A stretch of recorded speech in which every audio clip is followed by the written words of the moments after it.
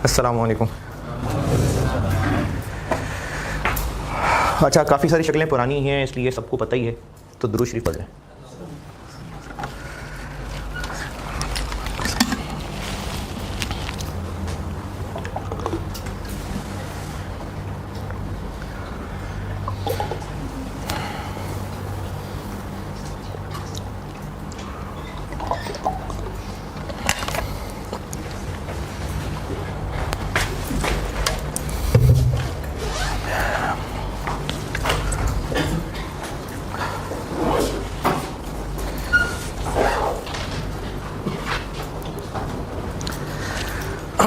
अच्छा, पहले तो कुछ जनरल नसीहतें, बातें एक्सप्लेन करना, फिर मैं स्पेसिफिकली C5 की बात करता हूँ। उससे पहले कुछ जनरल बात बताता हूँ आपको।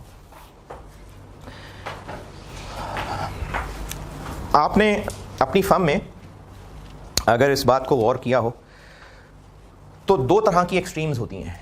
एक वो स्टूडेंट्स होते हैं जो पढ़ाई को बिल्कुल ही फारिग कर चुके होते हैं और वो काम कर रहे होते हैं बहुत ज़्यादा अच्छे तरीके से, काम में अपना नाम बना रहे होते हैं, पहचान बना रहे होते हैं और अच्छे अच्छे क्लाइंट्स भी उनको मिल रहे होते हैं और बहुत ज़्यादा लोड उन पे डाल दिया जाता है क्योंकि काम में अच्छे होते हैं तो लोड डाल दिया जाता है।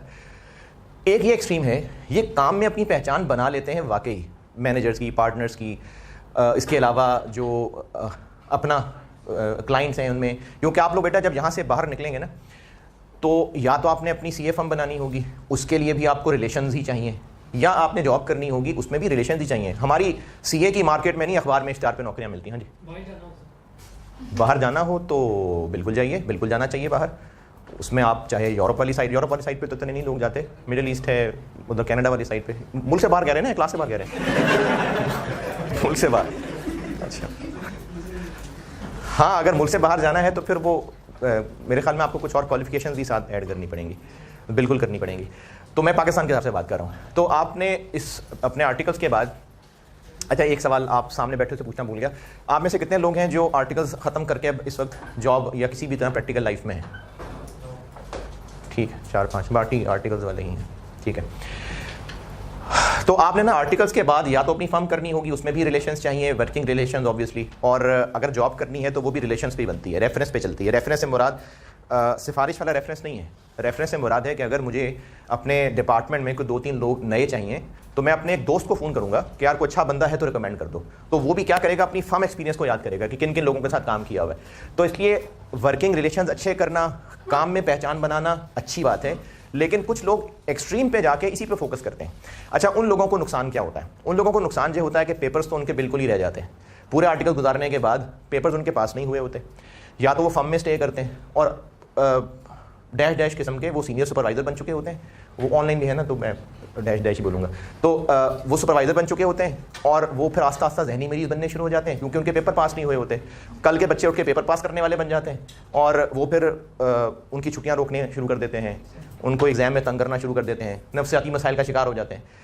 फिर उसके अलावा अगर वो फर्म में ना रहें, किसी और जगह पर जॉब करने चले जाएं, तो उनको एक जगह पर जाके छत पे लग जाएंगे, उससे ऊपर वो जा नहीं पाएंगे क्योंकि क्वालिफाइड नहीं होंगे। कंपिटेंट होंगे लेकिन क्वालिफाइड नहीं होंगे। तो इसलिए ये एक्सट्रीम्स भी अल्टीमेटली फ़ायदे में नहीं रहती। दूसरी एक्सट्रीम वो होती है जो पढ़ाकू बन जाते हैं और अपना फार्मूला बना लेते हैं कि पहले दिन से उन्होंने काम करना ही नहीं है, और काम नहीं करना तो फिर उनको काम दिया गया भी कोई नहीं, कौन उनको काम देगा जलीलोबाद में, तो वो काम ही नहीं करते, काम करते ही नहीं, गोलियों पे गोलियां, पढ़ाई पे फोकस करते हैं, काम नहीं करते। ये चीज़ उनके पेपर पास करा देगी लेकिन प्रोफेशनली वो अच्छे नहीं बन सकेंगे। एक तो उनके रिलेशन सबसे पहले ख़राब होंगे, उनको आगे कोई रिकमेंड नहीं करेगा क्योंकि उन्होंने गोलियां कराई होंगी, काम उनको आता नहीं होगा। तो एक तो उनको रिकमेंड कहीं नहीं किया जाएगा, दूसरा जब भी कभी किसी अच्छी जगह इंटरव्यू देने बैठेंगे फ़ौरन एक्सपोज हो जाएंगे वो कितनी औकात है उनकी।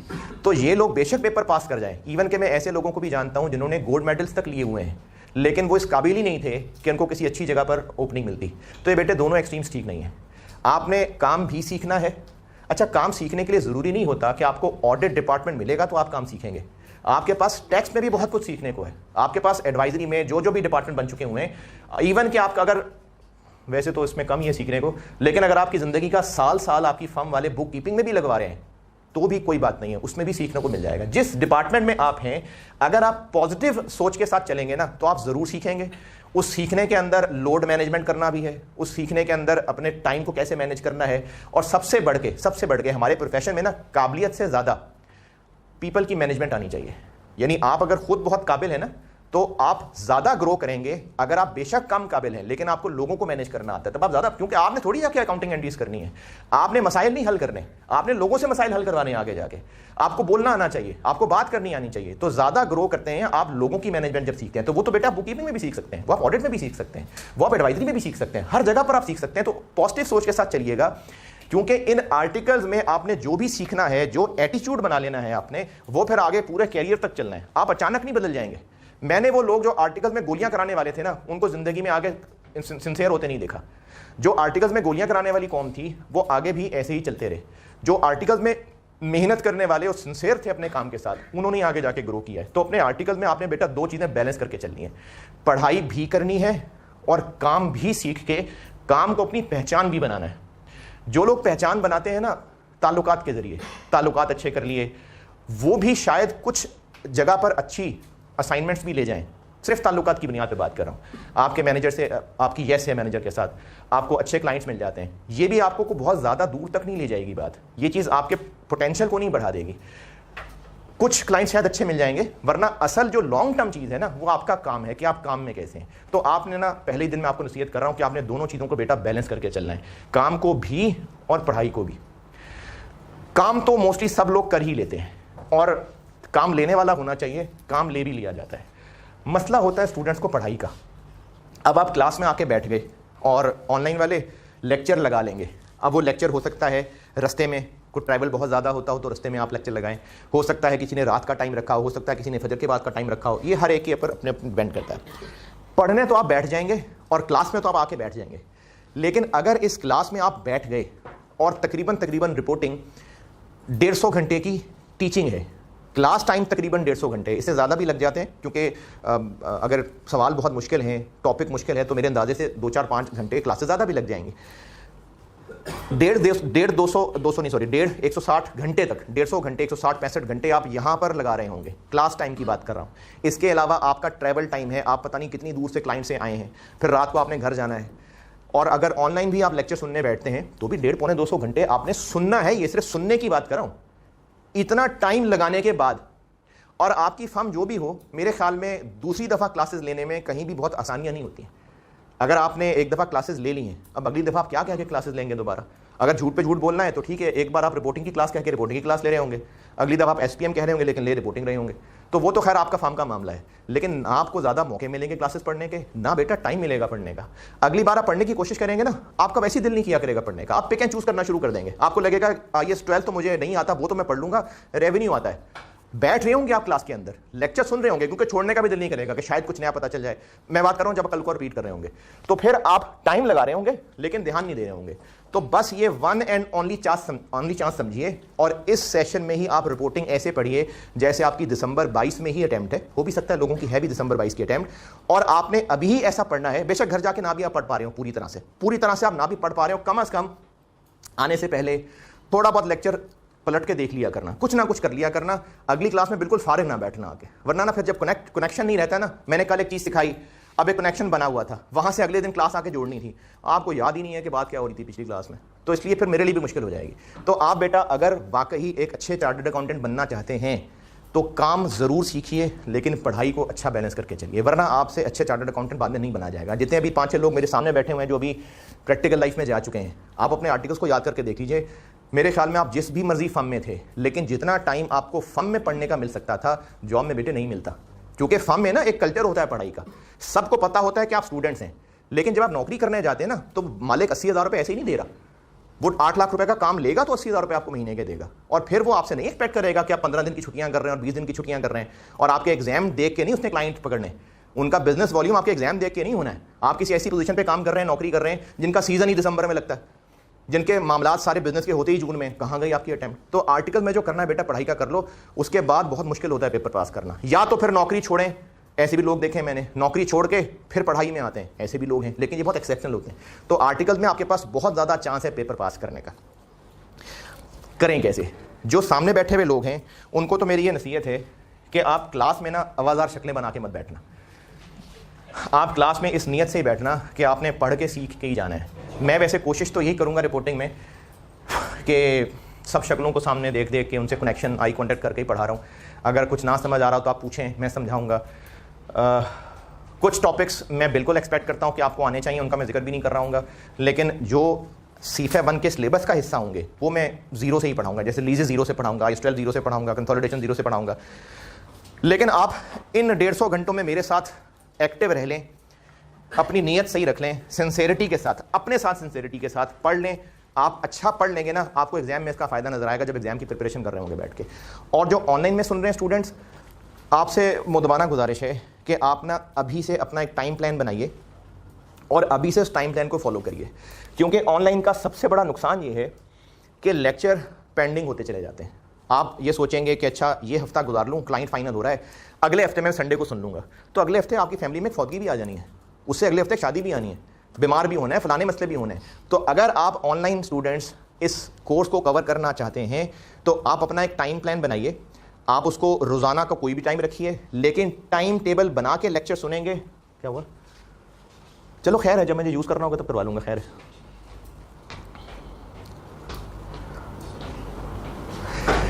अपना एक टाइम रखिए, ये मैं ऑनलाइन वालों की बात कर रहा हूँ, और उस टाइम में पाबंदी के साथ, रेगुलरिटी के साथ वो लेक्चर सुनिए। अगर आप टाइम रखते हैं सुबह का, तो फिर रोज़ाना सुबह जो भी हो आपने लेक्चर सुनने हैं। आप जगह भी डिसाइड करिए, ये ना करिए कि कभी क्लाइंट पे बैठे हुए लेक्चर सुन रहे हैं, कभी घर आके लेक्चर सुन रहे हैं, कभी बस में बैठे हुए लेक्चर सुन रहे हैं, ये मत करिए। एक जगह पढ़ाई की रखिए, उसी जगह बैठ के ही लेक्चर लें। अगर आपने मोबाइल पे लेक्चर लेने हैं तो मोबाइल पे ही लेक्चर लिया करें, जुगाड़ ना लगाएं कि किसी क्लाइंट पे जुगाड़ लग गई तो वहाँ लेक्चर सुन रहे हैं, ऐसे मत करिए। जितना ज़्यादा अपने आप को डिसिप्लिन रखेंगे ना, और आपको अपने ऊपर ज़बरदस्ती करनी पड़ेगी, सुस्ती आड़े आएगी, आपको शैतान वसवसे डालेगा, आपके जो शैतान नुमा दोस्त होंगे वो तंग करेंगे आपको, लेकिन आपको अपने ऊपर ज़बरदस्ती करनी पड़ेगी। तो ऑनलाइन वालों के लिए नसीहत कि वो डिसिप्लिन रह के एक टाइम रख के, टाइम टेबल बना के लेक्चर लीजिए। और आप जो सामने बैठे हुए जीते जागते लोग हैं, आपको नसीहत है कि छुट्टी मत करना, और जितनी मर्जी आप हेक्टिक रूटीन से आ रहे हैं, बहरहाल आप जवान लोग हैं, और आप अगर पढ़ना चाहें तो आप जाग सकते हैं क्लास में बैठ के। आप जवान बच्चे हैं, आपको 5-6 घंटे का काम, इससे ज़्यादा तो वैसे भी कोई नहीं करता है। 5-6 घंटे मैंने ज़्यादा बोल दिया शायद, है ना? नहीं, काम की बात कर रहा हूँ मैं ऑफिस में बैठने की बात नहीं कर रहा, मैं काम की बात कर रहा हूँ। 5-6 घंटे से मुझे नहीं लगता आप जिस भी डिपार्टमेंट में इससे ज़्यादा कोई काम करते होंगे। आप जवान लोग हैं, अगर आप वाकई पढ़ना चाहेंगे ना, तो आप जितने मर्जी थके हो आप पढ़ लेंगे। अगर पढ़ना तो अपने साथ सिंसियर होकर बैठिएगा। अगर अपने साथ सिंसियर होंगे तो अच्छा सेशन गुजरेगा, नहीं होंगे अपने साथ सिंसियर तो आप मिस्टर ए से पढ़ें, मिस्टर बी से पढ़ें, 10 दफ़ा पढ़ें, 5 दफ़ा पढ़ें, आपको कुछ समझ नहीं आएगी। तो अपने साथ सिंसियर होकर इस 3 महीने 3.5 महीने में इंटरैक्टिव सेशन गुजार लेंगे तो मुझे भी मज़ा आ जाएगा, आपको भी मज़ा आ जाएगा। अच्छा जी, अब एक नसीहत ख़ास तौर पे ऑनलाइन वालों के लिए। रॉबिन हुड का नाम सुने? रॉबिन हुड एक करैक्टर है, ये जो बड़े बूढ़ों की कहानियाँ होती हैं ना, तो देसी कहानी तो नहीं है, विलायती कहानी है ये, लेकिन रॉबिन हुड का करैक्टर है। क्या है रॉबिन हुड? ओ ना यार अब तो हुड रॉबिन बना दिया उसको। रॉबिन हुड अमीरों से पैसे लूटता था और गरीबों को बांटता था, है? तो आप लोग अगर ये समझेंगे ना, कि मैं ख़ास तौर पे ऑनलाइन वालों की बात कर रहा हूँ, कि कोई जुगाड़ लगा के किसी तरह से लेक्चर चोरी कर लें या उनकी रिकॉर्डिंग कर लें, या कोई भी सॉफ्टवेयर मिल जाते हैं स्क्रीन रिकॉर्डिंग कर लें, जिस भी तरह से आप लोग जो भी समझें, और उसके बाद अवामुन नास से इसको शेयर कर लें और ये समझें कि शायद कोई बहुत नेकी का काम किया है, या आप सेल कर दें सस्ते में, या फिर आप ये सोचते हुए कि चलो किसी की मदद ही हो रही है ना, और आप वो लेक्चर्स बाकी लोगों से एम ही बस सस्ते में या फ्री में शेयर कर लें, और रीज़न क्या हो जो इसको चोरी का लेक्चर ख़रीद रहा हो कि मैं अफोर्ड नहीं कर सकता।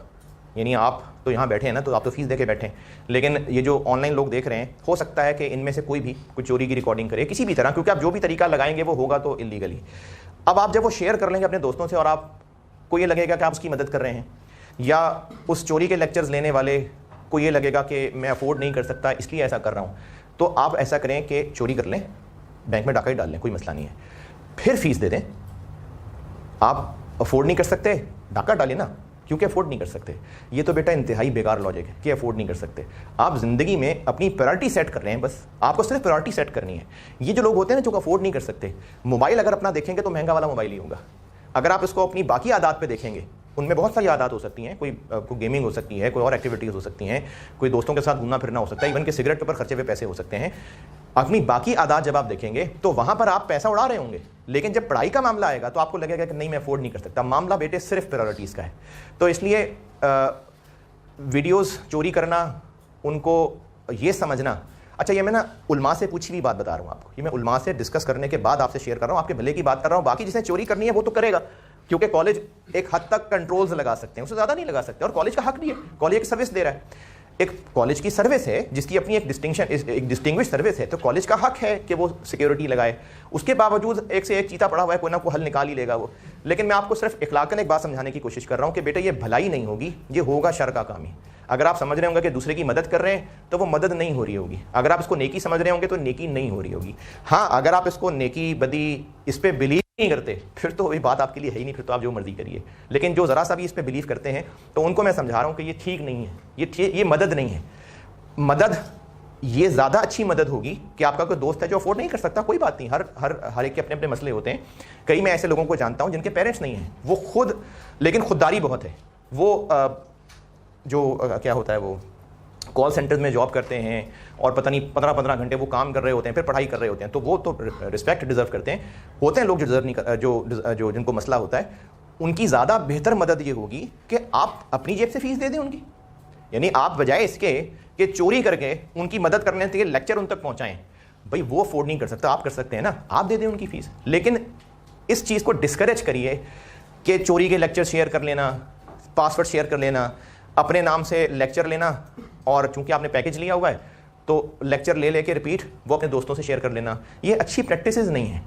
अब अगर आप इसकी जस्टिफिकेशन मुझे ये बताएंगे कि सर ये जो आपके कंप्यूटर में विंडोज़ है ये भी तो पायरेटेड ही है ना, तो कुछ चीज़ें होती हैं जो प्रैक्टिकली अवॉइड नहीं हो सकती। जैसे मैंने जिससे लैपटॉप खरीदा, मैंने तो पैसे दे के विंडोज इंस्टॉल करवाई हुई है, अब वो जेन्युइन है नहीं है वो मेरे कंट्रोल में नहीं है बात। तो इसी तरह से कई चीज़ें हमारे माशरे के अंदर ख़राब हैं, लेकिन ये जस्टिफिकेशन नहीं होती मज़ीद ख़राबियाँ करने का। तो ख़ास तौर पे ऑनलाइन वालों के लिए नसीहत है, मेरी दरख्वास्त है कि इसको भलाई का काम समझ के अगर आप चोरी के लेक्चर शेयर करेंगे तो मेरे बच्चों ये भलाई का काम नहीं है, ये अच्छा काम नहीं है।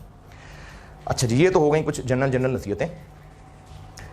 अब सब्जेक्ट से रिलेटेड, CFA 1 से रिलेटेड कि मैंने क्या करना है, मैं आपसे क्या एक्सपेक्ट करता हूँ और मामलात आगे कैसे चलने हैं।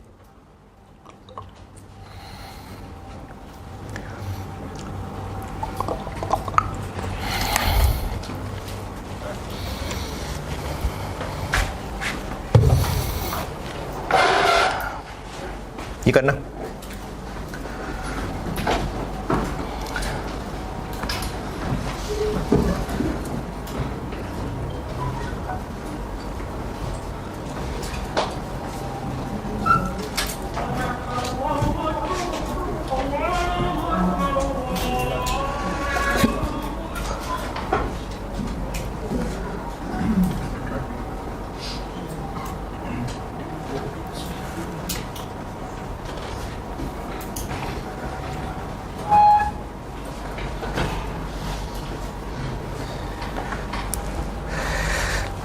अच्छा, CFA 1 पे आते हैं। अब CFA 1 में ना आपको पेपर में अभी तक की प्रैक्टिस तो यही चल रही है कि 5 सवाल आएंगे 100 नंबर के पेपर में। अभी तक की प्रैक्टिस 5 ही है, लेकिन 6 भी हो सकते हैं। वो 5 सवाल किस तरह से होंगे, ये अभी रिसेंट ही सिलेबस रिवाइज हुआ है, ये स्ट्रक्चर अभी रिसेंट ही रिवाइज हुआ है, यानी ये कौन सी टर्म थी, जून 22 ना, हाँ ये जून 22 में रिवाइज हुआ है। दिसंबर 21 में सिलेबस और था, उसका स्ट्रक्चर और था, तो अब ये जून 22 में स्ट्रक्चर हुआ है रिवाइज। 1-2 टॉपिक्स डिलीट हो गए हैं, और जो लोग रिपीटर हैं, जिन्होंने पहले रिपोर्टिंग पढ़ी हुई है, IAS 33 होता था एक EPS, वो डिलीट हो गया है। एक IAS 40 होता था इन्वेस्टमेंट प्रॉपर्टी, वो डिलीट हो गया हुआ है। और उसके अलावा इथिक्स एक टॉपिक ऐड हो गया, ये पहले कभी होता था लेकिन फिर निकल गया था सिलेबस से। तो अब स्ट्रक्चर हुआ है रिवाइज, जून 22 में रिवाइज हुआ है, तो दिसंबर 22 का भी वही सिलेबस है। इसमें से आपको आने हैं 5 सवाल, और मैं साथ साथ जो टॉपिक पढ़ाता रहूँगा तो ये साथ बताया करूँगा कि किस में से ज़्यादा तैयारी करनी है, किसको ज़्यादा वेटेज देनी है। जैसे एक तो यहीं सामने ही नज़र आ रहा है, कंसोलिडेशन से एक सवाल आना ही आना है, और नॉर्मली वो 25 नंबर का सवाल होता है, 25 से ऊपर भी जा सकता है, वरना नॉर्मली 25 नंबर का सवाल होता है। कंसोलिडेशन से सवाल आना ही आना है, और ऐसे भी पास्ट में अटैम्प्ट्स गुजरी हैं जिनमें से 2-2 सवाल आए हैं कंसोलिडेशन से, यानी ऐसी भी अटेम्प्ट्स गुजरी हैं जिनमें से तकरीबन 50 नंबर कंसोलिडेशन से टेस्ट हुए हैं। तो कंसोलिडेशन तो पेपर का मस्ट सवाल है और सबसे ज़्यादा टाइम भी मैंने कंसोलिडेशन पे लगाना है।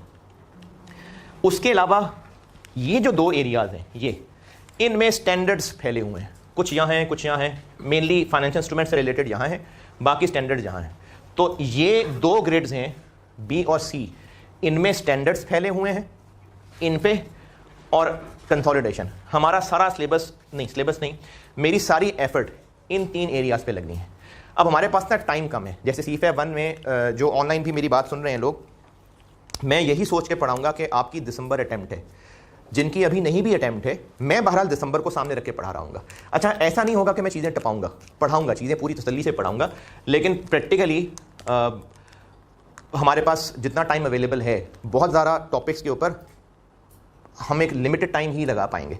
तो मेरी जितनी भी टीचिंग है तकरीबन 150-60 आवर्स की, तकरीबन 160 का मार्जिन रखिए, 160 आवर्स तकरीबन, वो इन 3 ग्रिड्स पे है। बाकी ये 2 क्या हैं, एथिक्स, इसमें मेरा कुछ नहीं है सिखाने वाला। जिन्होंने अभी कुछ अरसा पहले ही, 1-2 साल के अंदर अंदर, या नहीं 3-4 साल के अंदर अंदर कैफ पढ़ा था, FAR 2 पढ़ा था, ये इथिक्स वही हैं, ये जो आपने पढ़े हुए हैं वही इथिक्स हैं। जिन्होंने ऑडिट में इथिक्स पढ़े हुए हैं, चाहे वो कैफ में पढ़े हों, अभी तो मुझे नहीं लगता कि सब लोग ऑडिट पढ़ रहे होंगे, लेकिन ऑडिट में भी इथिक्स पढ़ते हैं आप लोग, वो और सेक्शन है, रिपोर्टिंग में और सेक्शन सिलेबस में है, ऑडिट वाले इथिक्स और हैं। लेकिन इसमें ना मेरे समझाने वाला कुछ है और ना क्लास में टाइम लगाने वाला कुछ है। हाँ, मैंने इतना ज़रूर किया है, वो मैं बताता हूँ, अभी किताब पे आता हूँ तो बताता हूँ कि मैंने क्या किया है, लेकिन ये क्लास टीचिंग वाली चीज़ नहीं है। यानी ये हम टाइम ज़ाया करेंगे अगर आप कहें नहीं सर आप पढ़ा दें, तो इसलिए सुस्ती में कह रहे होंगे आप, क्योंकि अब CFAP लेवल पे ये वो चीज़ है जो बेटा आपने खुद ही पढ़नी है, तो इस पर मेरी टीचिंग टाइम कुछ नहीं है। हाँ, स्पेशलाइज्ड फाइनेंशियल स्टेटमेंट्स की मैं अभी डिटेल में आता हूँ मगरिब की ब्रेक के बाद, फिर इसको डिस्कस करता हूँ कि इसको हम कैसे लेके चलेंगे। पहले मैं बात करता हूँ B और C ग्रेड की। इसमें है स्टैंडर्ड्स। मेरा पढ़ाने का तरीका ये है कि मैंने ना बड़ी मेहनत करके, और ये मेरी ज़िंदगी के उन कुछ कामों पे है जिनको मैं समझता हूँ कि मैंने वाकई बड़ी जान मारी हुई है, तो मैंने ना बड़ी मेहनत करके इनके नोट्स बनाए हुए हैं, क्योंकि मेरा फोकस ये था कि हम कॉन्सेप्ट समझने में और प्रैक्टिस करने में अच्छा खासा टाइम लगाएं। और आपको रिकमेंड तो मैं करूँगा कि आप लोग ओरिजिनल IFRS पढ़िए, लेकिन मुझे भी पता है, आपको भी पता है कि पढ़ने वढ़ने किसी ने नहीं है। तो मैंने ये कोशिश की हुई है कि ओरिजिनल IAS अच्छी तरह खंगाल के उनको अपनी वर्डिंग में कन्वर्ट किया।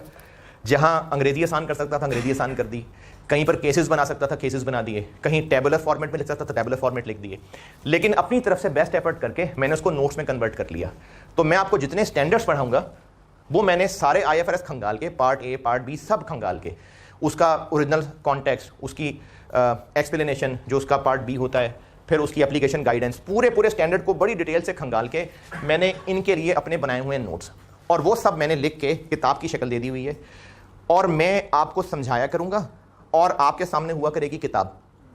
फिर मैं आपको जब एक चीज़ समझा लूँगा, फिर मैं कहूँगा किताब के फलाने पेज पे फलाना पैराग्राफ पढ़ लें। यानी जिन लोगों ने मुझसे पहले पढ़ा हुआ है, पहले मैं डिक्टेट करवाया करता था FAR 2 में, सिलेबस कम था, काम चल जाता था। मैं CFAP में डिक्टेट नहीं करवाता। मैंने वो सारी मेहनत जो आपको ज़बानी लिखवानी थी वो बुक की शक्ल में ऑलरेडी बना दी हुई है, समझाऊँगा और आपको रेलिवेंट पैराग्राफ कहूँगा कि पढ़ लें। तो एक तो ये काम करेंगे कि आप किताबें साथ लेके बैठेंगे, और जो जो पेज कहूँगा, जो जो पॉइंट कहा करूँगा, वो आप उस वक्त पढ़ा करेंगे, क्योंकि घर जाके नहीं पढ़ना आपने वहाँ सामने मेरे बैठ के पढ़ना है। और जो पढ़ के ना समझ आया होगा फिर आप मुझसे पूछा करेंगे तो मैं समझा के आगे चला करूँगा। और ये मैं ओरिजिनल IFRS खोल के बैठने की बात नहीं कर रहा। यानी अगर आपको ये लग रहा है कि हम शायद पैराग्राफ पढ़ते जा रहे होंगे, नहीं, मैंने ऐसे नहीं पढ़ाना, मैं आपको भी किताब की शक्ल दिखाता हूँ। तो मैंने एक तो आपको स्टैंडर्ड्स नोट्स की शक्ल में बना दिए हुए हैं, समझाऊँगा, और जो जो चीज़ रेलिवेंट जब जब होगी कहूँगा तो आप उसको पढ़ लिया करेंगे। स्टैंडर्ड हम कॉन्सेप्चुअली ऐसे पढ़ेंगे।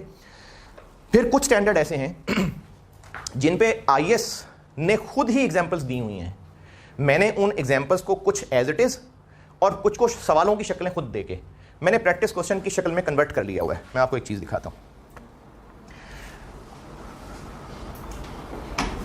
पढ़ा जा रहा है। मैंने ना तकरीबन हर IAS में, जैसे 2236 सामने है, जो मैंने आपको IAS का टेक्स्ट पढ़ाना है, जिसको मैं कह रहा हूँ नोट्स की शक्ल है, उसको मैंने एक टेक्स्ट की शक्ल में कन्वर्ट कर लिया हुआ है। वो भी दिखाता हूँ, चलो बल्कि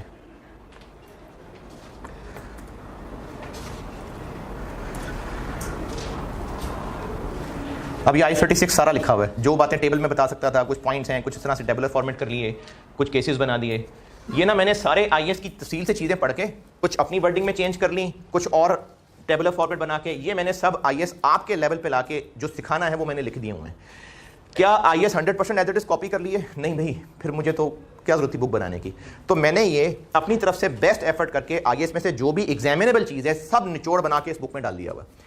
आइडियली आई इनकरेज कि आप आईएएस ज़रूर पढ़ना, लेकिन फिर भी अभी रिसेंटली जो रिजल्ट आया जिसमें बच्चे पास हुए, उनमें जो काबिल तरीन बच्चे भी थे उन्होंने भी मुझे यही कहा कि सर आईएएस हमने कोई नहीं पढ़े थे, हमने बस किताब ही पढ़ी थी। मैं काबिल बच्चों की बात कर रहा हूँ, आम बच्चों की बात नहीं कर रहा, ये मैं काबिल बच्चों की बात कर रहा हूँ कि हमने कोई नहीं आईएएस पढ़े थे। तो इसलिए मैंने यही सोच के किताब बनाई थी कि आईएएस किसी ने नहीं पढ़ना।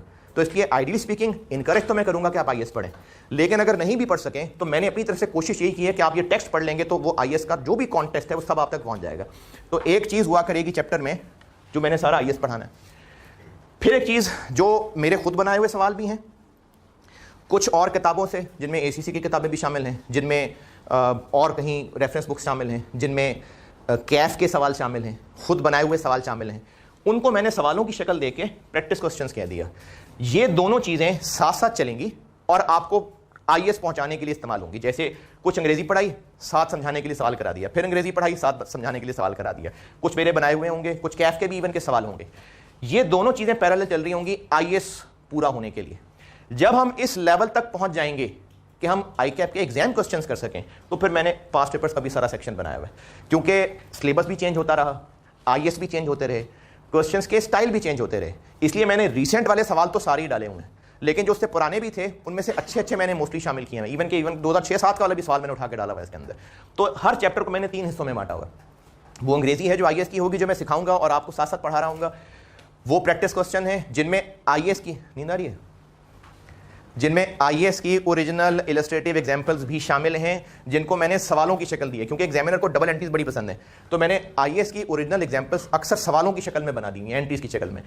ये वो चीज़ हुआ करेगी। और आईकैप के पास पेपर्स, तो हर चैप्टर को मैंने इन 3 टुकड़ों में बांटा हुआ है। ये हम हर चैप्टर को इस तरीके से पढ़ेंगे।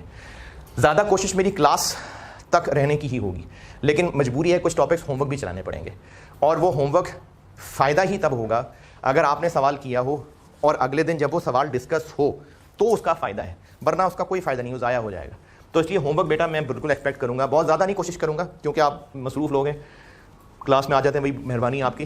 तो ज़्यादा मेरी कोशिश होगी कि जो भी हो वो क्लास टाइम में हो, लेकिन फिर भी कुछ सवालों की मजबूरी होगी, होमवर्क देना पड़ेगा। तो होमवर्क साथ चलेगा तो ही फिर फ़ायदा है। मैंने वो पास्ट पेपर्स जो क्लास में होमवर्क या क्लास वर्क की शक्ल में करने हैं, वो हर चैप्टर वाइज बांटे हुए हैं। कुछ ज़्यादा पुराने हैं, मैंने डाल दिए हैं, लेकिन मैं वो उसको ना क्लास में ना होमवर्क डिस्कस नहीं कर रहा हूँ, उसमें तौफीक है, कोई करना चाहे तो। लेकिन टॉपिक वाइज मैंने बांट दिए हुए हैं। हर टॉपिक में आप देखेंगे मैंने टॉपिक वाइज पास पेपर बांटे हुए हैं। कुछ ऐसे भी होंगे जो मैं क्लास पर होमवर्क डिस्कस नहीं कर रहा हूँ, फिर भी मैंने एक काम ये किया कि दिसंबर 16 ऑनवर्ड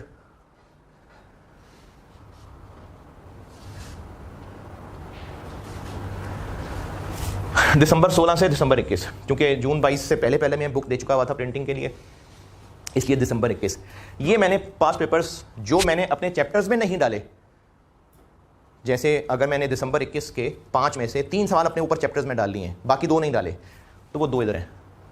यानी पास्ट पेपर्स भी आपको अरेंज करने की जरूरत नहीं पड़ रही। जितने पास्ट पेपर्स में टॉपिक वाइज कर सका वो तो कर दिए, हर चैप्टर में डाल दिए। और उनके अलावा जो मैंने नहीं भी चैप्टर में डाले, दिसंबर 16 ऑनवर्ड, ये जो 5 साल गुजरे हैं, वो मैंने फिर अलहदा से चैप्टर बना के वो पास्ट पेपर्स उसके अंदर डाल दिए। तो आपको अलहदा से पास्ट पेपर्स अरेंज करने की ऐसा जरूरत नहीं है। और कुछ चैप्टर्स ऐसे होंगे, बल्कि उन पे मैं फिर मगरिब के बाद ही बात करता हूँ। ये 2 ग्रिड्स की मैंने आपसे बात की है कि मैं इनको स्टैंडर्ड्स को पढ़ाऊंगा और वो जिस तरह से पढ़ाऊंगा वो आपको बता दिए। और कुछ स्टैंडर्ड्स जो मुझे ज़रूरी लगते हैं आपके साथ एक फ्रिक्वेंसी डेवलप करने में, या फिर भी कंसोलिडेशन के लिए भी ज़रूरी हैं, वो कराने के बाद फिर मैं कंसोलिडेशन पे चला जाऊंगा। और मेरा टारगेट ये होगा कि सितंबर का महीना हम कंसोलिडेशन करें, क्योंकि इस पर कम से कम महीना चाहिए, महीने से ज़्यादा ही लग जाता है वैसे, लेकिन कंसोलिडेशन बहुत सिग्निफिकेंट टॉपिक है। एक सवाल आना ही आना है 25 नंबर का, और जो कंसोलिडेशन अच्छी कर लेता है ना, उसका कॉन्फिडेंस बहुत बढ़ जाता है। तो इसलिए कंसोलिडेशन बहुत इंपॉर्टेंट है। आधी रिपोर्टिंग एक तरफ और कंसोलिडेशन एक तरफ। तो मैं इनमें से कुछ स्टैंडर्ड्स कराने के बाद फिर कंसोलिडेशन पे स्विच कर जाऊंगा, बाद में फिर मैं बाकी स्टैंडर्ड्स पे आऊँगा। इन स्टैंडर्ड्स को पढ़ाने से रिलेटेड अच्छा, कंसोलिडेशन में मैंने क्या किया हुआ है, वैसे तो स्टैंडर्ड्स हैं, लेकिन मैंने कंसोलिडेशन स्टैंडर्ड्स के पॉइंट ऑफ व्यू से नहीं रखी हुई, मैंने उनको अलग टॉपिक्स में बांटा हुआ है, एक्विजिशन अलग रखूंगा, डिस्पोजल अलग रखूंगा, जॉइंट वेंचर अलग रखूंगा। तो वो मैंने इसी तरह से कंसोलिडेशन को मुख्तलिफ कोई 9-10 चैप्टर्स में बांटा हुआ है, 9-10 टॉपिक्स में बांटा हुआ है। इन 3 ग्रिड्स से रिलेटेड मेरे पढ़ाने से तरीके में, क्लास, होमवर्क, कुछ और डिस्कशन, इससे रिलेटेड को पूछना है तो पूछें जी। अच्छा, वो तो MSA का नहीं है।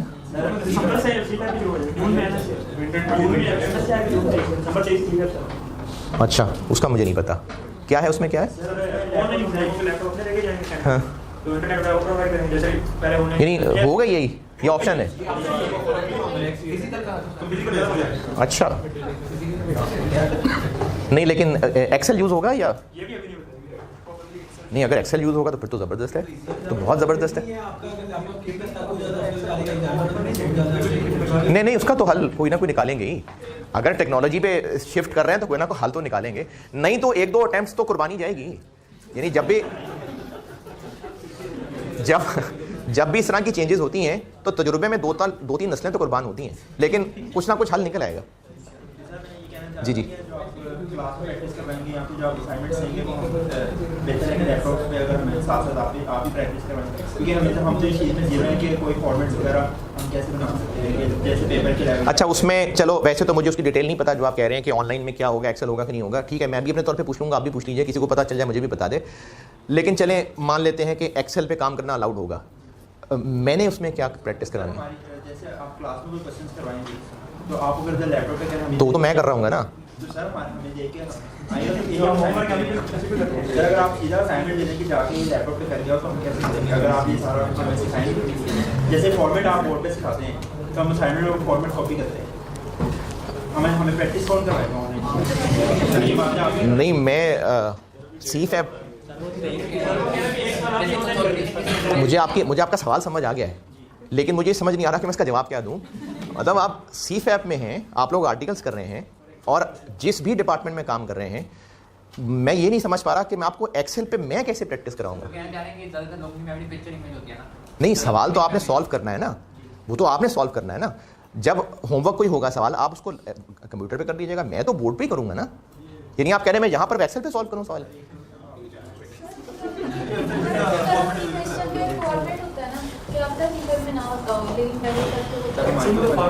एक वर्किंग बनानी है मैंने, नॉन कंट्रोलिंग इंटरेस्ट की वर्किंग बनानी है। मैंने बोर्ड पे लिखी heading working for NCI, fair value of NCI, reserves, retain earning. अब मैं इसको बोर्ड पे हाथ से लिखूं या एक्सेल पे लिखूं तो इससे क्या फर्क पड़ता है?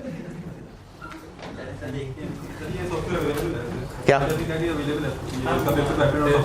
अच्छा चलें, इस पे ना मुझे डिटेल पता है अभी ना बाकियों को। यार ये बात गोल करने के तरीके होते हैं, आप मुझे नोटिस दिखाना शुरू कर रहे हो। मतलब देखेंगे, बाद में देखेंगे।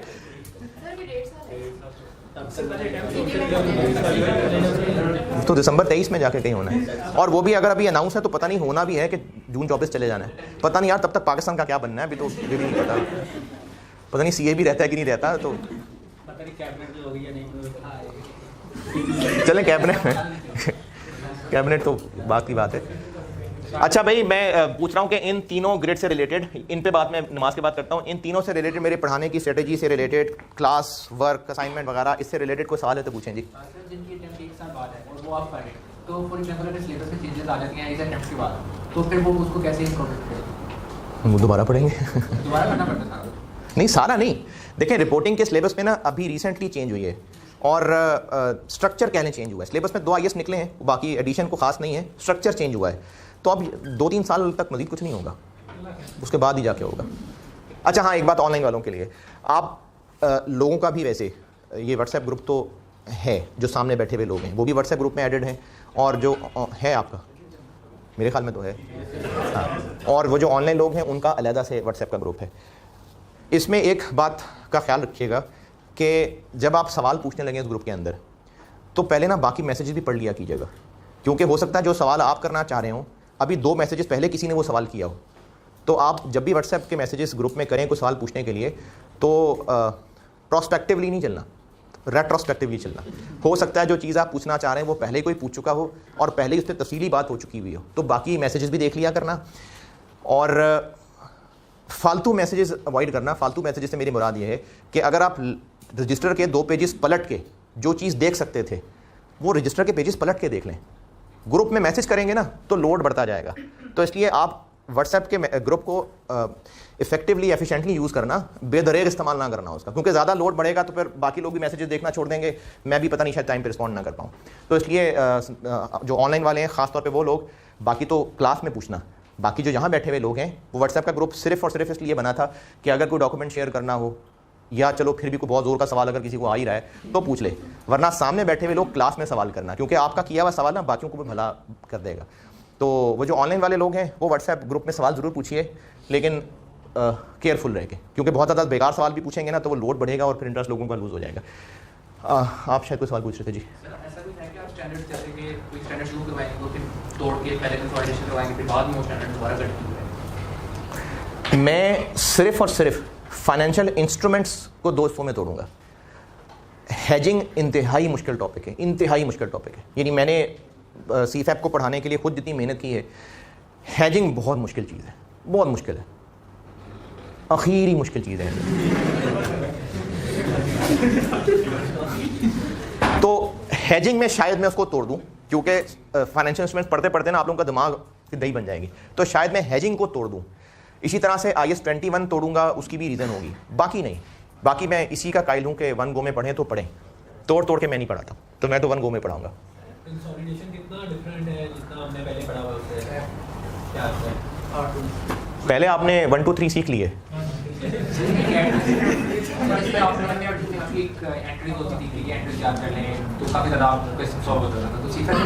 देखें, अगर आप बिल्कुल इसको कैफ लेवल पे प्रोजेक्ट करेंगे कि जैसे कैफ में वर्किंग 1 बता के काम चल जाते थे, जैसे एक सवाल सॉल्व हो गए बाकी भी हो जाते थे, नहीं वैसे नहीं होगा। सवालों का लेवल बहुत चेंज है, बहुत चेंज लेवल है। कंसोलिडेशन के खास तौर पे सवाल बहुत ज़्यादा हाई लेवल के होते हैं। तो इसलिए आप भी वैसे बड़े तो हो ही गए हैं, आपको एक्सपोजर अच्छा मिल गया हुआ आर्टिकल्स के अंदर, तो इसलिए सीफैप का लेवल तो है ज़्यादा। फिर भी मैं कुछ टॉपिक्स में बहरहाल कोशिश पूरी करूंगा कि वर्किंग्स के फॉर्मेट बना सकूं। यानी मैं जितनी कोशिश कर सका, जैसे कैफ में मेहनत करता था, क्योंकि सीफैप 1 पढ़ाते हुए मुझे 2 साल ही हुए, और सीफैप 1 में मेरे कंटिन्यू करने की रीज़न भी यही है कि स्टूडेंट्स का फीडबैक मुझे बहुत अच्छा मिला, तो उससे ना फिर एनर्जी मिलती है मेहनत करने की। उसी मेहनत से फिर मैं किताब लिखने के काबिल हुआ, फिर किताब पे और फीडबैक मिला, फिर मैंने इसमें एक चीज़ इस दफ़ा और ऐड कर दी इस किताब में कि जो कैफ लेवल के स्टैंडर्ड्स हैं उनकी 1 पेजेस समरी भी मैंने इसके अंदर डाल दी।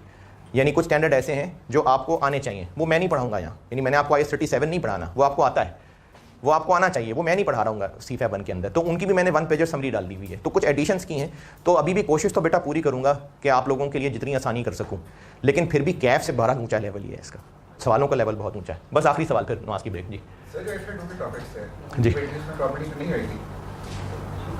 देखें, FAR 2 के वो टॉपिक्स जो सीफैप 1 में हैं,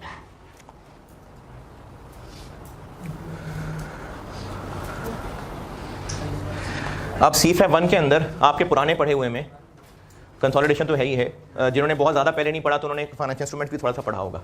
IAS 21 पढ़ा होगा, IAS 36 पुरानी स्कीम में होता था, उसके बाद ये निकल गया था, तो आप में से कई लोगों ने 36 नहीं पढ़ा होगा। रेवेन्यू पिछले 3 साल में जिन्होंने पढ़ा उन्होंने पढ़ा होगा, लीजेस पढ़ा होगा, IAS 12 पढ़ा होगा। लेकिन इसमें ये वाले जो सिलेबस के हैं ना, ये तो मैंने दोबारा से पढ़ाने, यानी आपके सिलेबस में IAS 12 है तो IAS 12 में दोबारा से 0 से पढ़ाऊंगा, लीजेस है तो लीजेस 0 से पढ़ाऊंगा। हाँ, कुछ चीज़ें मैं उतनी डिटेल में नहीं पढ़ा पाऊंगा, जैसे कंसोलिडेशन है, तो कंसोलिडेशन जिन्होंने अभी पिछले 4 साल के अंदर अंदर कैफ पास किया है, 5 साल, तो उसमें कंसोलिडेशन थी। उसमें कंसोलिडेशन का टॉपिक पढ़ाने में अगर लेट से मैं 15 दिन लगाता था, तो अब वो आपको आनी चाहिए, क्योंकि सीफैप की कंसोलिडेशन उससे ऊपर है। अच्छा, आनी चाहिए का मतलब ये नहीं कि मैं आपको रिवाइज नहीं कराऊंगा, लेकिन बेटे मैं 15 दिन में नहीं रिवाइज करा सकता वो, अब मुझे वो 6 दिन में रिवाइज कराना पड़ेगा, 5 दिन में रिवाइज कराना पड़ेगा, अब ये करना पड़ेगा।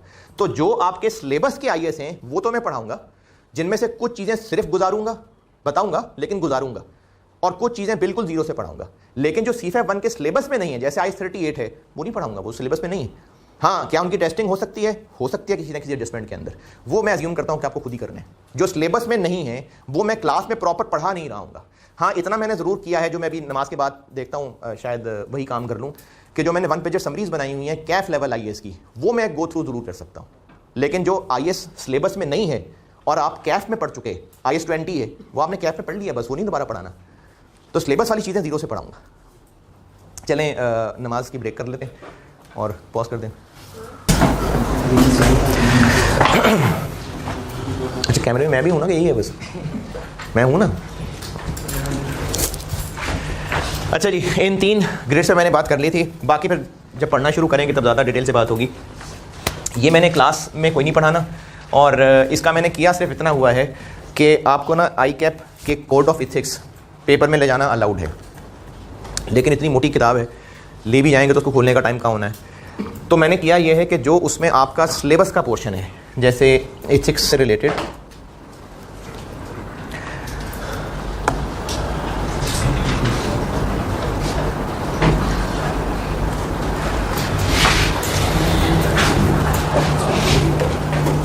इथिक्स में से पार्ट 1 और पार्ट 2 है, बहुत बड़ा कोड ऑफ इथिक्स, क्योंकि ऑडिटर्स के लिए वो मेनली है। तो उसमें जो आपके सिलेबस का है ना पार्ट 1 और पार्ट 2, ये मैंने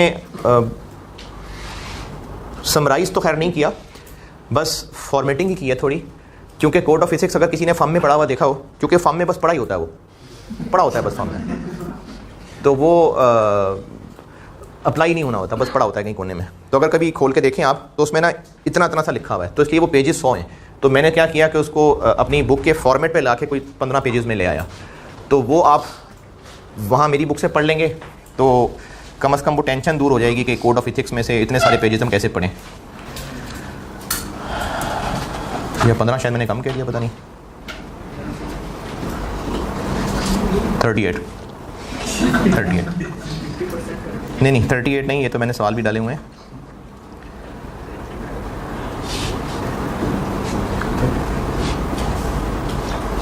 चलो 38 नहीं 37 होंगे, 38 ही हैं अभी, सारे ही हैं।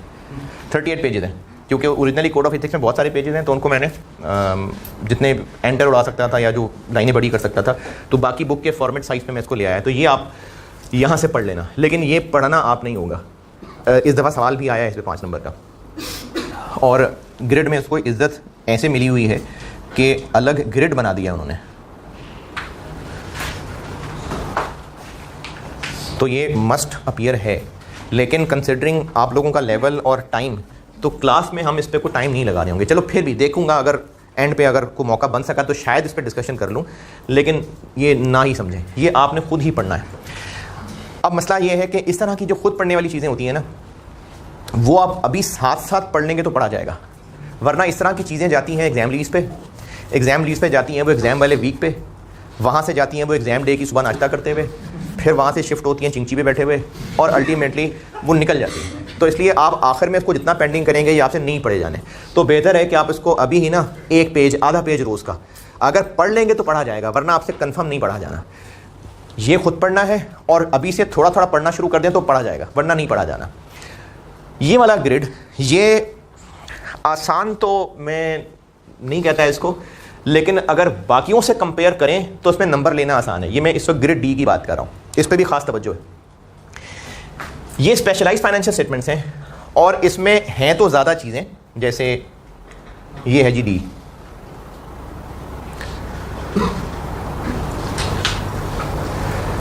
ये,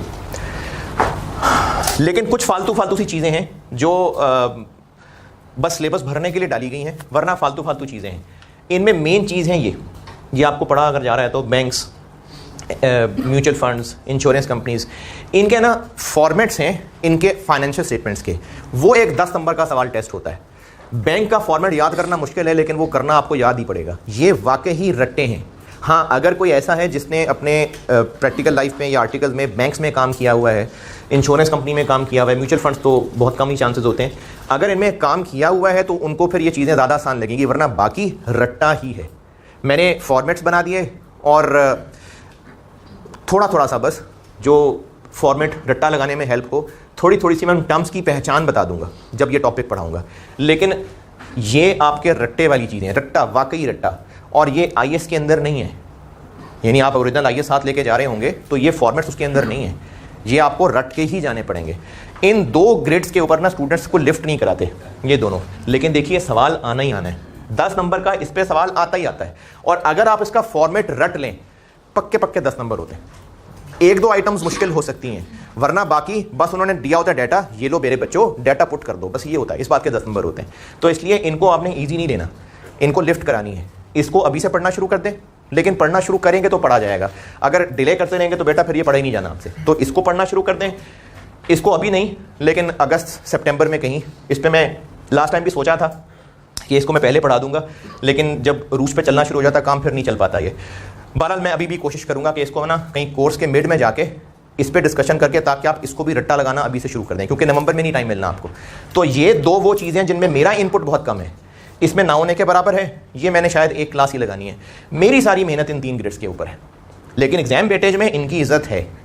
तो ये आपने रटने हैं फॉर्मेट्स और ये आपने पढ़ना है। इन पे मेरी इनपुट बहुत कम है, मेरा फोकस इन 3 चीज़ों के ऊपर है। ये है मेरी स्ट्रेटजी, ये है आपके कोर्स का एक आउटलुक सारा। और ऑनलाइन वालों के लिए मैं ये किया करूँगा कि आपको एक दिन की पढ़ाई 2 लेक्चर्स में तोड़ के आपके कोर्स में नजर आएगी। और इसका मैंने इसलिए किया हुआ है ताकि आप जब क्लास लेने बैठें तो आपको ये आइडिया हो कि तकरीबन को 1.25 घंटे का एक लेक्चर हुआ करेगा, 1.25 घंटे 1.5 घंटे, टॉपिक पे डिपेंड करता है, कोई 2-2 घंटे भी चले जाएंगे। तो मैं एक दिन के लेक्चर्स को 2 लेक्चर्स में तोड़ के अपलोड कर रहा हुआ करूँगा। CFAP 1 की जनरल डिस्कशन। हाँ, एक बात और बता दूँ, कुछ टॉपिक्स में आपको डिस्काउंटिंग की ज़रूरत पड़ेगी, लीजेस में पड़ेगी, फाइनेंशियल इंस्ट्रूमेंट्स में बहुत ज़्यादा ज़रूरत पड़ेगी, थोड़ी बहुत बाकी स्टैंडर्ड्स में भी ज़रूरत है।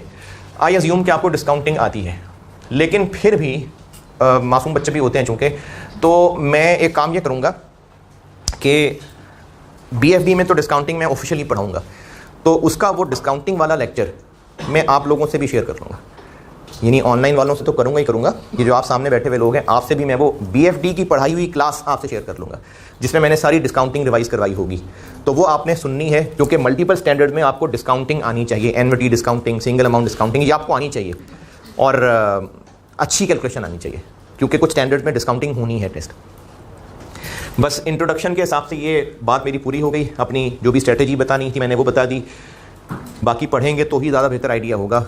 आपने इस ओवरऑल स्ट्रेटजी से रिलेटेड, पढ़ाई से रिलेटेड, कोर्स कवरेज से रिलेटेड, मेरे इनपुट, मेरी एफर्ट, आपसी रिक्वायरमेंट, इससे रिलेटेड कुछ पूछना है तो पूछिए। IAS मैंने पहले कह दिया था कि इनकरेज तो मैं करता हूँ कि आपको पढ़ना चाहिए, लेकिन अपनी तरफ से कोशिश यही की है कि अगर कोई ना भी पढ़े तो मैं अपनी तरफ से उसको पूरा तैयार कर दूँ। जी, अगर आपने वो जो ICAP की पब्लिश है वो ली हुई है तो कोड ऑफ एथिक्स वही है। ऑडिट में ना उसके सेक्शन अलग हैं, जैसे इसमें मैंने दिखाया था भी पार्ट 1 और पार्ट 2 है, वो अकाउंटिंग के लिए, तो कोड ऑफ एथिक्स वही है और पेपर में ले जाना अलाउड है। कोड ऑफ एथिक्स पेपर में ले जाना अलाउड है। और बताइए, पूछिए जी। यार क्लास टेस्ट मेरी तरफ से तो नहीं है, कॉलेज की तरफ से एक्टिविटी हो तो हो, क्योंकि मेरे पास इनफैक्ट टाइम नहीं है CFAP की टेस्टिंग करने का, मेरे पास नहीं है टाइम, क्योंकि मैंने BFD भी पढ़ाना है, CFAP 1 भी पढ़ाना है, CAF भी पढ़ाना है, तो मैं तो इंडिविजुअली बिल्कुल भी इसमें इन्वॉल्व नहीं हूँ। पैक लेवल पे कोई टेस्ट की एक्टिविटी होगी वो मैं पूछ लूँगा, मेरे इल्म में नहीं, आप बिल्कुल पूछिए। और मेरी तरफ से कोई नहीं है, लेकिन अगर पैक लेवल पे कोई टेस्टिंग सिस्टम है तो वो होगा, मेरी तरफ से नहीं।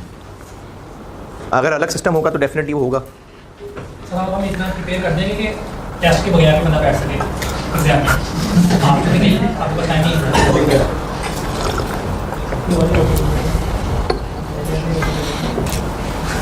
कर तो दूंगा, यानी अपनी तरफ से तो मैं आपको जो क्लास प्रैक्टिस होमवर्क सब करा रहा हूँगा, तो अपनी तरफ से तो होगा ही सारा। अगर आप वो सारा क्लास वर्क, सारा होमवर्क अच्छी तरह कर रहे हैं तो ठीक है, आप तैयार प्रिपेयर्ड।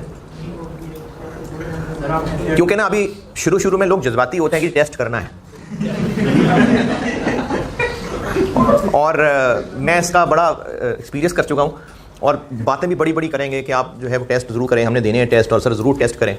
और मैंने 2 साल पहले पिछले साल टेस्ट रखे भी, बनाए, 2-3 IAS मिला के टेस्ट बनाया, तो मेरे ख्याल में कोई 250-300 स्टूडेंट्स में से शायद 2 ने टेस्ट दिया होगा। तो फिर मैंने उसके बाद दोबारा टेस्ट नहीं लिया, किसी ने कहा भी नहीं क्योंकि उन सबको अंदाज़ा हो गया। तो इसलिए मैं पर्सनली, देखो मैंने ना अभी जिनके इल्म में है और उनको तो पता ही है, जिनके इल्म में नहीं है, मैं पैक रीजॉइन किया है। इससे पहले मैं CFAP राइज में पढ़ा रहा था, 2 साल बाद में पैक वापसी हुई है मेरी। तो मुझे अब ये आइडिया नहीं है, क्योंकि अभी पूरी तरह उतरा भी नहीं है, क्योंकि अभी सुबह मैं वहाँ पढ़ा के आ रहा हूँ। कैफ ख़त्म करूँगा तो पूरी तरह यहाँ उतरूँगा। तो अभी तो मैंने CFAP आज यहाँ से पढ़ाना शुरू कर दिया। अभी मुझे ये पता नहीं है कि CFAP में कोई कॉलेज लेवल पे टेस्टिंग सिस्टम बन चुका है या नहीं, मेरे इल्म में नहीं है। अगर कोई बना हुआ है तो होगा टेस्ट, वो मैं नहीं कर रहा हूँगा, यानी मैंने नहीं टेस्ट बनाया हुआ होगा। अगर टेस्ट होते हैं कॉलेज में तो आपके भी होंगे, मुझे अभी पता नहीं है, आप खुद भी पूछ लीजिएगा कि टेस्ट है कि नहीं है। मेरा उसमें इनपुट नहीं है, मैंने नहीं बनाया हुआ, ना ही बना पाऊँगा। जी डायरेक्टर टू में आपने कहा कि आप रेगुलर लेक्चर नोट्स और ये असाइनमेंट वगैरह करेंगे तो आपको पेपर में आए लेके जाने की जरूरत नहीं पड़ेगी। तो यहाँ भी मैंने भी कहा था ना, अभी ये तो शेयर की थी कि अभी पिछली दफ़ा के काबिल बच्चों में से एक ने मुझे यही फीडबैक दिया था कि मैं स्टैंडर्ड नहीं पढ़ पाया था। पढ़ा ही नहीं तो लेके बरकत के लिए थोड़ी लेके जाना था, पढ़ा ही नहीं उसने, तो वो उसके बगैर भी पास ही है। लेकिन ये है कि अगर आपने स्टैंडर्ड नहीं पढ़ना है तो आपको जो मैंने सब बुक में लिखा हुआ है वो याद आपको करना है। तब अकाउंटिंग भी याद करनी होती है बहरहाल, तो याद करना पड़ेगा।